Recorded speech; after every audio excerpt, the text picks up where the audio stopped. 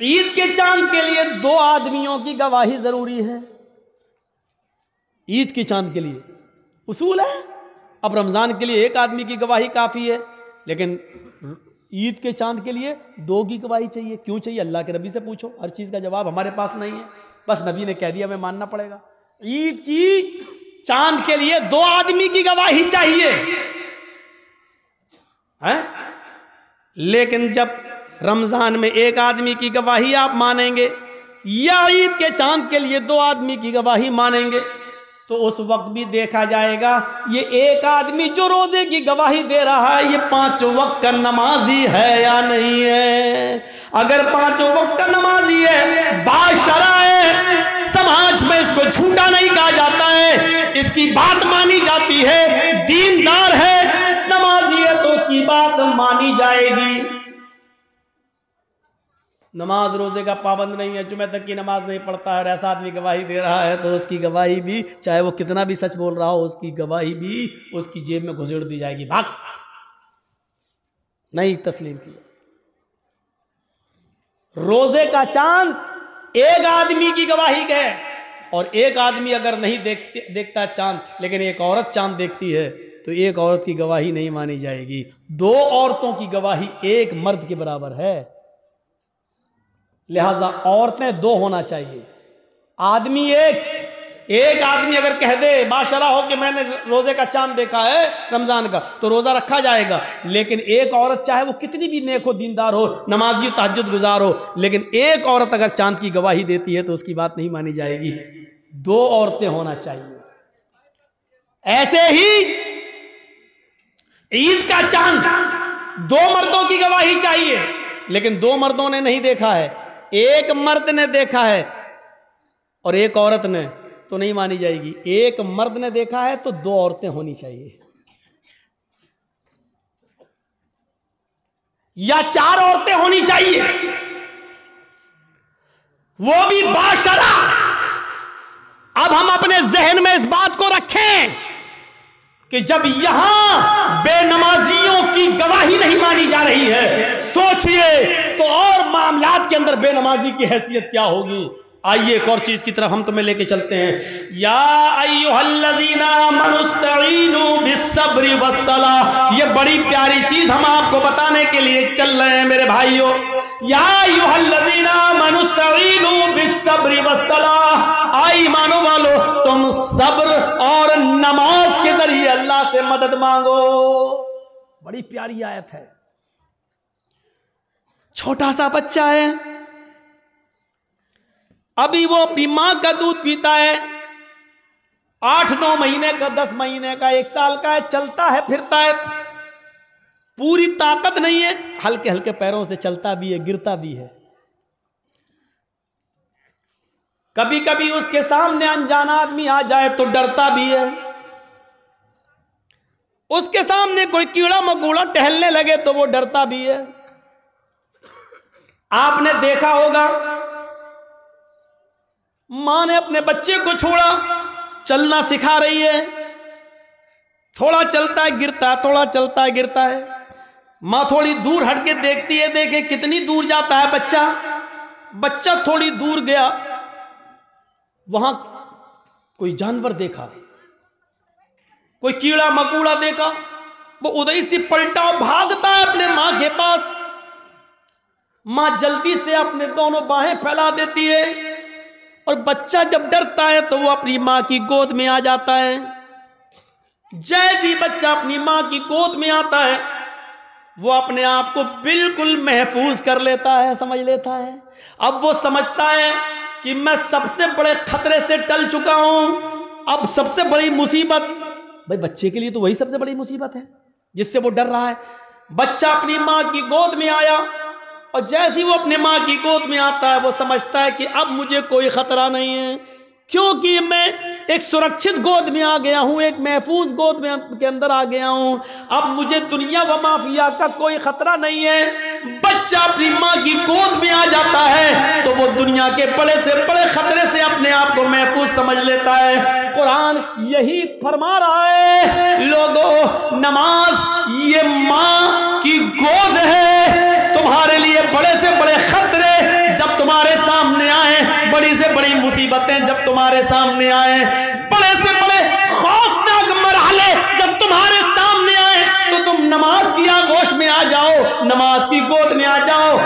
तुम मस्जिद में आ जाओगे, नमाज की आगोश में आ जाओगे तो तुम उस खतरे से महफूज हो गए। नमाज अपने नमाजी को अपनी गोद में ऐसे ले लेती है जैसे माँ अपनी गोद में अपने बच्चे को ले लेती है। जैसे बच्चा माँ की गोद में आकर अपने आप को महफूज समझ लेता है, ऐसे ही नमाजी नमाज के अंदर अपने आप को महफूज समझ लेता है। एक सहाबी हैं, जंग हो रही है, नमाज का वक्त हो जाता है। नमाज के वक्त ही में अबू दाऊद शरीफ की रिवायत है, एक तीर आता है और तीर आते ही उनकी पीठ में लगता है।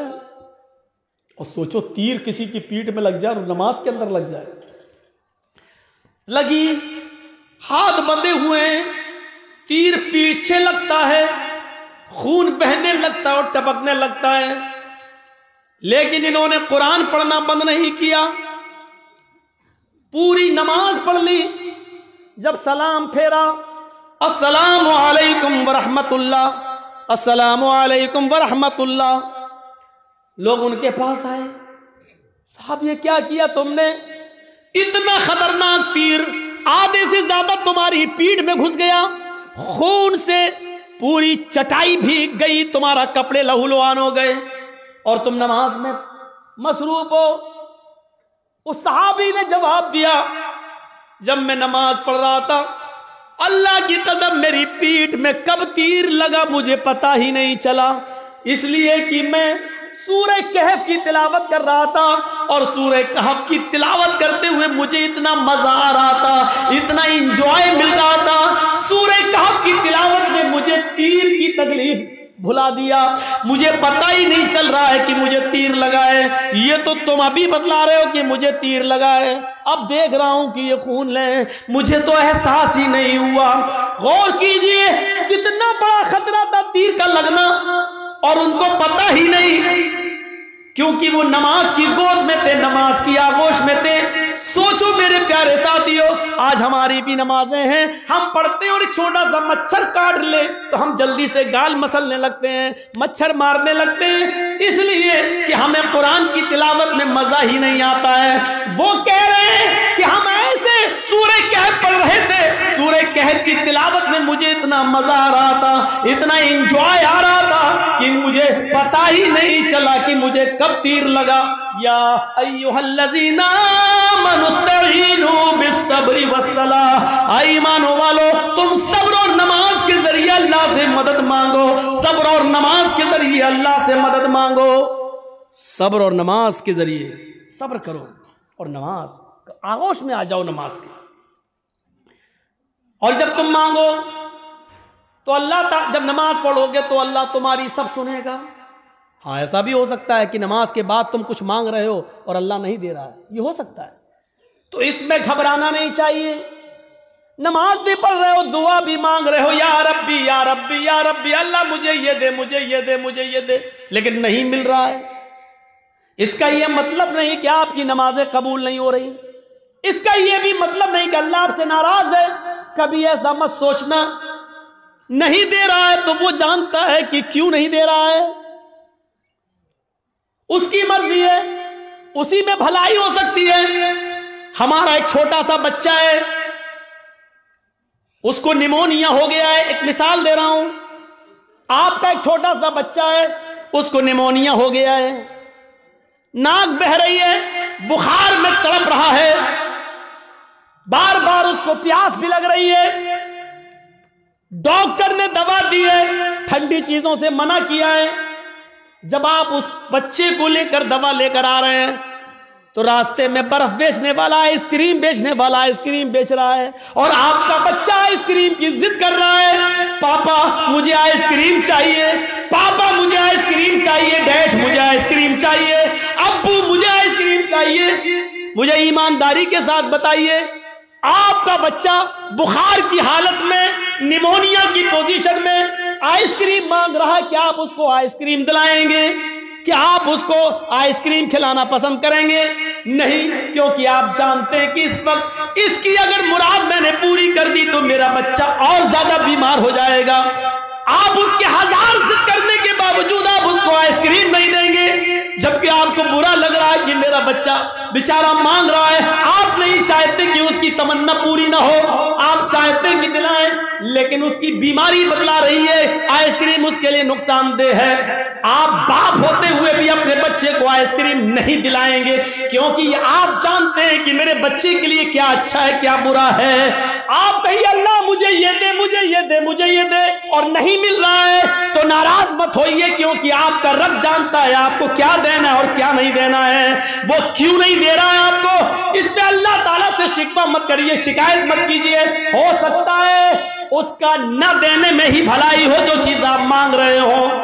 एक बादशाह ऐलान करता है, आओ मेरी रियाया, मेरी पब्लिक, जो मुझसे मांगेगी मुंह मांगे मैं उसको दूंगा। सारी की सारी पब्लिक एक मैदान में जमा हो जाती है और बादशाह जो पब्लिक मांगती जा रही है बादशाह देता जा रहा है। एक बुढ़िया एक खच्चर पे बैठ के आई, खच्चर गधे की तरह होता है, खच्चर पे बैठ के आई। बादशाह ने कहा बुढ़िया तेरा बेटा है? कहा नहीं। पति है? कहा नहीं। कोई नहीं है? कहा नहीं। आए मेरे वजीर, इस बुढ़िया को 100 दीनार दे दो, 100 सोने की अशरफियां दे दो। बुढ़िया कहने लगी नहीं, आप बेइंसाफी कर रहे हैं, सबसे पूछ रहे हैं कि बताओ क्या मांगते हो, और जो जो मांग रहा उसको आप देते जा रहे हैं, और मुझसे कह रहे हैं कि 200 अशरफी दे दो सोने की। नहीं, मुझे भी मुंह मांगे इनाम चाहिए। बादशाह ने कहा बता तुझे क्या चाहिए? उसने कहा जो खच्चर में लेके आई हूं इसके ऊपर इतना सोना लाद दो कि ये आसानी से लेकर मेरे घर तक पहुंच जाए, इस खच्चर के वजन के बराबर सोना। बादशाह ने कहा देखो ये तुम गलत कर रही हो। क्या जवाब दिया उस बुढ़िया ने, आपने सबकी मुरादें पूरी की, मेरी भी करो। पब्लिक कहने लगी हाँ बादशाह सलामत, आपकी बेइंसाफी, आप गलत कर रहे हैं, सबको मुंह मांगे दे रहे हैं, तो इस बुढ़िया ने भी जो मांगा उसको दो। बादशाह ने कहा जाओ सोना लेकर आओ और इसके खच्चर पर लाद दो। सोना लाद कर खच्चर पर लेकर बुढ़िया चली गई घर।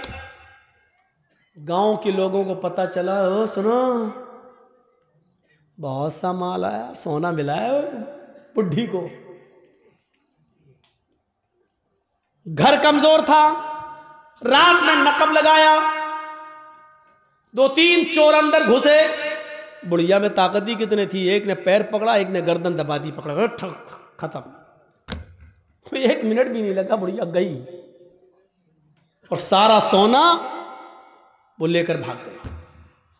सुबह हंगामा हो गया, बुढ़िया मारी गई, सोना चला गया।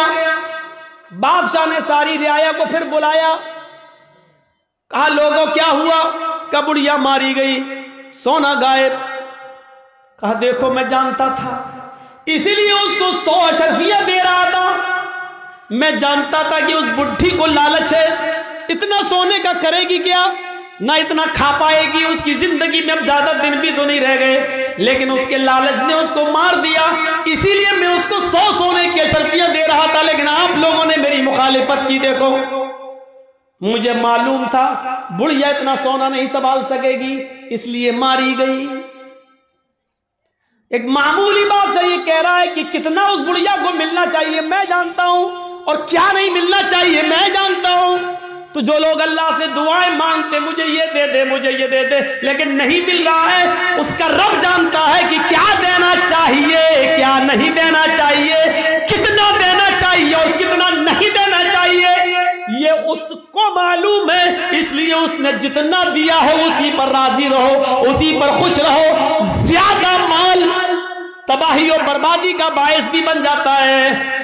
कल मैंने बताया था अल्लाह के नबी ने जब जन्नत में झांक कर देखा तो जन्नत में सबसे ज्यादा गरीब, फकीर और मिस्कीनों को देखा, और जहन्नम में झांक कर देखा तो सबसे ज्यादा औरतों को देखा। मेरे भाइयों अंदाजा लगाइए, या अय्युहल्लज़ीना आमनू इस्तईनु बिस्सब्रि वस्सलाह। नमाज एक माँ की तरह है, जिस तरह बच्चा माँ की गोद में आ जाता है तो अपने आप को महफूज समझता है। ऐसी बड़ी से बड़ी मुसीबतें जब हमारे और आपके ऊपर आए तो हम नमाज में मसरूफ हो जाएं, यकीन नहीं आता तो सुनो, इब्राहिम अलैहिस्सलाम अपनी बीवी सारा के साथ, सारा हाजरा तो दूसरी है, सारा पहले थी। पहली बीवी कौन है? सारा। सारा के साथ जा रहे हैं और जालिम बादशाह के मुल्क में घुस जाते हैं। उस मुल्क को क्रॉस करना चाहते हैं। जालिम बादशाह के वजीरों ने लोगों को बताया, बादशाह को बताया, एक आदमी है, उसके साथ एक औरत है और बड़ी खूबसूरत है। बादशाह ने कहा अच्छा खूबसूरत है, कहाँ? बुला के लाओ। इब्राहिम और सारा बुला कर लाए गए। बादशाह ने पूछा ये तुम्हारी कौन है? इब्राहिम अलैहिस्सलाम ने फरमाया ये मेरी बहन है। इब्राहिम अलैहिस्सलाम ने ये सुन रखा था कि उस बादशाह को अगर ये कह दिया जाए कि ये मेरी बहन है तो भाई के साथ जब बहन को देखता है तो वो फिर हाथ नहीं लगाता है, छोड़ देता है। तो कह दिया कि बहन है। ये झूठ नहीं था। इब्राहिम अलैहिस्सलाम ने जब ये कहा कि ये मेरी बहन है तो इस हैसियत से कहा कि सारी दुनिया के मुसलमान आपस में भाई हैं और सारी दुनिया की औरतें बहन है। ईमानी रिश्ते से उनको अपना बहन दिल में नियत की थी। ईमानी रिश्ते से तो सभी बहन है, हर कोई एक दूसरे का भाई, एक दूसरे की बहन है। लेकिन चूंकि खूबसूरत इतनी थी हजरत सारा कि बहन कहने के बावजूद भी उसकी नीयत खराब रही। उसने कहा इनको कहीं ले जाओ और सारा को जरा हमारे दरबार में लेके आओ। इब्राहिम अलैहिस्सलातु वस्सलाम अपनी बीवी से कहते हैं जाओ। इब्राहिम अलैहिस्सलाम को एक जगह रोक दिया जाता है, सारा को अकेले ले जाया जा रहा है और जब बादशाह की खुलवत में, बादशाह की तन्हाई में सारा को कर दिया जाता है तो बादशाह ने सारा ने दुआ मांगी, इलाल आलमीन मैं अपने शौहर इब्राहिम की अमानत हूं और आज तक मैंने तेरे दीन की कभी मुखालिफत नहीं की है। अल्लाह इस जालिम बादशाह से मेरी इज्जत व आबरू की हिफाजत फरमा। ये कहकर बादशाह ने जब उस सारा के ऊपर अपना हाथ बढ़ाया तो सारा की दुआ रंग लाई और सीने के पास आते आते हाथ रुक गया। न आगे बढ़ रहा है, न पीछे हट रहा है, न नीचे हो रहा है, न ऊपर जा रहा है, यहीं पर आकर शल हो जाता है। जैसे ये सारा अलैहिस्सलाम है और ये उनके सीने का हिस्सा है, ऐसे उस पर पकड़ के हाथ मारा, ये बस यहां पर रुक गया। अब न आगे बढ़ रहा, न पीछे हट रहा, न इधर हो रहा, न इधर हो रहा है। चीख कर कहता है सारा तेरे पास कोई खुदाई ताकत है जो मेरे हाथ को मजबूती के साथ पकड़े हुए है? अल्लाह से दुआ कर, मैं वादा करता हूं कि मैं तुझे हाथ नहीं लगाऊंगा। हजरत सारा ने दुआ की और बादशाह का हाथ सही हो गया। फिर नीयत खराब हो गई उसकी, पता नहीं, हो सकता है ऑटोमेटिक हो गया हो। उसने दोबारा हाथ बढ़ाया तो दोबारा फिर हाथ वहीं पर रुक गया, हजरत सारा के थोड़ा पास। शल हो गया, ना आगे ना पीछे, न दाएं ना बाएं। अरे सारा एक बार और दुआ कर दे, इसके बाद हम तुझे कभी हाथ नहीं लगाएंगे, मैं छोड़ दूंगा। उसने फिर दुआ कर दी, अल्लाह इसको ठीक कर दे, सही हो गया। लेकिन कहते ना इतनी खूबसूरत थी कि उसका दिल मुतमईन नहीं था। तीसरी मर्तबा उसने फिर बदअहदी की और फिर हाथ बढ़ाया, फिर हाथ सब चल पड़ गया, आगे नहीं बढ़ा। कहता है कि मैं कसम खाता हूं अपने रब की, जिसको वो रब मानता था, मैं अपने माबूद की, अपने खुदा की कसम खा के कहता हूं अब हाथ नहीं लगाऊंगा, मुझे आखिरी बार माफ कर दे और दुआ कर। सारा ने फिर दुआ की, उसने छोड़ दी और अपनी लौंडी जानते हो, खादिमा, खिदमत करने वाली, जो उस बादशाह की लौंडी थी, खादिमा, खिदमत करने वाली हाजरा, उसने वो लौंडी सारा को दे दी कि ये तुम ले जाओ और ये तुम्हारे रास्ते में काम आएगी, इसको मैं तुम्हें दे रहा हूं बतौर गिफ्ट। हजरत सारा जब हाजरा को लेकर आई तो पूछा कि मेरे शौहर इब्राहिम कहां हैं? बादशाह की पुलिस, बादशाह की फौज जब हजरत सारा को इब्राहिम अलैहिस्सलाम के पास लेकर गए तो हजरत सारा क्या देखती है कि इब्राहिम अलैहिस्सलाम नमाज में मसरूफ हैं, नमाज पढ़ रहे हैं। मुस्लिम शरीफ की हदीस है, वो नमाज में मसरूफ है, नमाज पढ़ रहे हैं और नमाजी में ये दुआ कर रहे हैं कि अल्लाह मेरी बीवी की हिफाजत फरमा, अल्लाह मेरी बीवी की हिफाजत फरमा। अल्लाह जालिम बादशाह के जुल्म से हमारी बीवी को बचा ले। नमाज में मसरूफ हैं। मेरे भाइयों, जब सारा के ऊपर मुसीबत आई और जालिम बादशाह ने जब उनको पकड़ा और अपने आगोश में लेना चाहा, तो उनके पति इब्राहिम अलैहिस्सलाम नमाज के अंदर गिर जाते हैं, नमाज में मसरूफ हो जाते हैं, नमाज पढ़ना शुरू कर देते हैं। गौर कीजिए, जब किसी के ऊपर मुसीबत आए तो उसको नमाज के अंदर नमाज पढ़ना चाहिए, उसको नमाज के अंदर अल्लाह रब्बुल आलमीन से दुआ करनी चाहिए, क्योंकि नमाज एक माँ है, आपको अपनी आगोश में ले लेगी। और जब आप नमाज की आगोश में आ जाएंगे तो सारे खतरों से महफूज हो जाएंगे, सारे खतरों से आप अलग हो जाएंगे, फिर कोई खतरा नहीं रहेगा, टल जाएगा वो खतरा। आपको याद होगा, सही बुखारी की रिवायत है, बनी इस्राइल में एक नौजवान था, नाम था उसका जुरैज, नाम था उसका जुरैज। बहुत नेक इबादत करने वाला, बड़ा अल्लाह वाला, बड़ा नमाजी। एक बार हजरत जुरैज नमाज के अंदर मसरूफ थे, नमाज पढ़ रहे, और उनकी मां को किसी चीज की जरूरत पेश आ गई तो जुरैज को आवाज देने लगी, आई जुरैज। जुरैज कहते हैं, अल्लाह मैं नमाज में हूं और पीछे मेरी मां आवाज दे रही है। जुरैज ये कहते हैं, अल्लाह मैं क्या करूं, मैं नमाज में और मेरी मां पीछे आवाज दे रही है। फिर उसने तीसरी आवाज दी, जुरैज, लेकिन जुरैज ने कोई जवाब नहीं दिया, वो नमाज पढ़ते रहे। चौथी बार जुरैज की मां के मुंह से ये जुमला निकला, जुरैज तूने मेरी आवाज सुनकर भी अनसुना कर दिया। आय अल्लाह, जुरैज उस वक्त तक न मरे जब तक कि वो किसी बदकार औरत का मुंह न देख ले।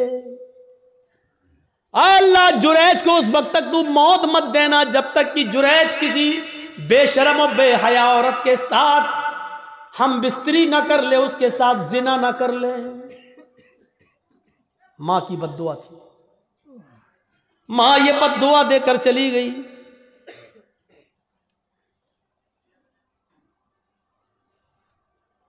फिर क्या होता है, 2, 4, 5 दिन के बाद एक औरत जुरैज के माबत में, जहां वो इबादत करते थे उसी में गुजरा था, उसी हुजरे में खूबसूरत औरत आती है और जुरैज से कहती है, जुरैज उदनु मिन्नी, आओ मेरे करीब आओ और मुझसे जिना करो। जुरैज ने कहा, अल्लाह की पनाह, मैं ऐसा गलत काम नहीं कर सकता, मैं अल्लाह का नेक बंदा हूं, उसकी इबादत में मैं अपनी जिंदगी गुजार रहा हूं, चलो जाओ यहां से हटो, यह गलत काम मुझसे नहीं होगा। जुरैज ने उस औरत को भगा दिया। वो औरत परेशान थी, सीधे जंगल में जाती है और वहां बकरियां चराने वाले एक चरवाहे के साथ वो जिना कर लेती है, शिकार हो जाती है जिना का। 9 महीने 10 महीने गुजर जाते हैं। 9 महीने के बाद उस औरत के बच्चा पैदा होता है, हमल ठहर गया था। 9 महीने के बाद जब बच्चा पैदा हुआ तो उस चरवाहे का तो पता ही नहीं कि वो कहां का रहने वाला था, कहां चला गया, और न ये औरत उसको पहचानती थी। बस जुनून था उसको किसी से मिलने का, मिल लिया वो। ये जुरैज नहीं मिला तो जंगल के चरवाहे के पास चली गई, लेकिन चरवाहे का पता नहीं। 9 महीने से इसके घर में जब बच्चा पैदा होता है तो पूरे गांव वाले इस पर भिल पड़े, है तेरी शादी नहीं हुई, बच्चा कहां से आया। जब उसको ज्यादा परेशान किया गया और गंभीरता से इस बात को ली गई कि पूरा समाज बदनाम हो जाएगा, बता पहले ये बच्चा किसका है, तो उस औरत ने जुरैज का नाम ले दिया। उस औरत ने जुरैज का नाम ले लिया कि इस बच्चे का बाप जुरैज है। आजकल तो डीएनए टेस्ट हो जाएगा, पता चल जाएगा किसका बच्चा है, लेकिन उस जमाने में तो डीएनए टेस्ट की कोई मशीनरी नहीं थी, पैथोलॉजी और साइंस ने इतनी तरक्की नहीं की थी, कोई पैथोलॉजी भी नहीं थी। पूरा गांव आया गुस्से में और देखा कि जुरैज नमाज पढ़ रहा, पूरा नमाज से उनको खींचा, हट देख कितना अल्लाह वाला बना फिरता है, नमाज पढ़ रहा है, और उसका पूरा इबादत खाना तोड़ दिया। अब बड़ा नालायक आदमी है, बड़ा कमीना इंसान है। उसका इबादत खाना तोड़ दिया, मारा नहीं, उसको खींच लिया। देख कितना अच्छा बनता है, कितना नेक बनता है, सजदों पे सजदे करता है, रात में नमाज पढ़ता, दिन में नमाज पढ़ता, और कारनामा देख, गांव की लड़की के साथ ऐसा हाल, उसको मां बना दिया, प्रेग्नेंट कर दिया, उसके पेट में बच्चा। किस किस को सफाई देते? जब औरत ये कह रही है कि इस बच्चे का बाप जुरैज है, तो अब जुरैज किस किस को सफाई देते? नहीं मानता कोई उनकी बात। जुरैज समझ गए कि वो बच्चा किसी और का है, लेकिन उस औरत ने मेरा नाम लगा दिया। तो बजाय लोगों को सफाई देने के, जुरैज ने एक जगह चटाई बिछाई, इबादत खाना तो तोड़ दिया, जुरैज ने एक जगह चटाई बिछाई और उसी पर वो नमाज पढ़ने में मसरूफ हो गए। और नमाज के अंदर ये दुआ करने लगे, आय अल्लाह, इसकी सच्चाई अगर सामने न आई तो दुनिया में फिर कभी कोई तेरे नेक बंदों पर भरोसा नहीं करेगा, कभी भी फिर नेक लोगों पर एतबार न किया जाएगा, हर नेक आदमी फिर बदनाम हो जाएगा। आय अल्लाह, मैं नमाज के अंदर तुझसे दुआ मांगता हूं कि इसकी सच्चाई जाहिर कर दे। नमाज पढ़ रहे हैं, उधर अल्लाह ताला ने उस बच्चे को कुव्वते गोयाई की, जो बच्चा उस औरत ने पैदा किया था, जो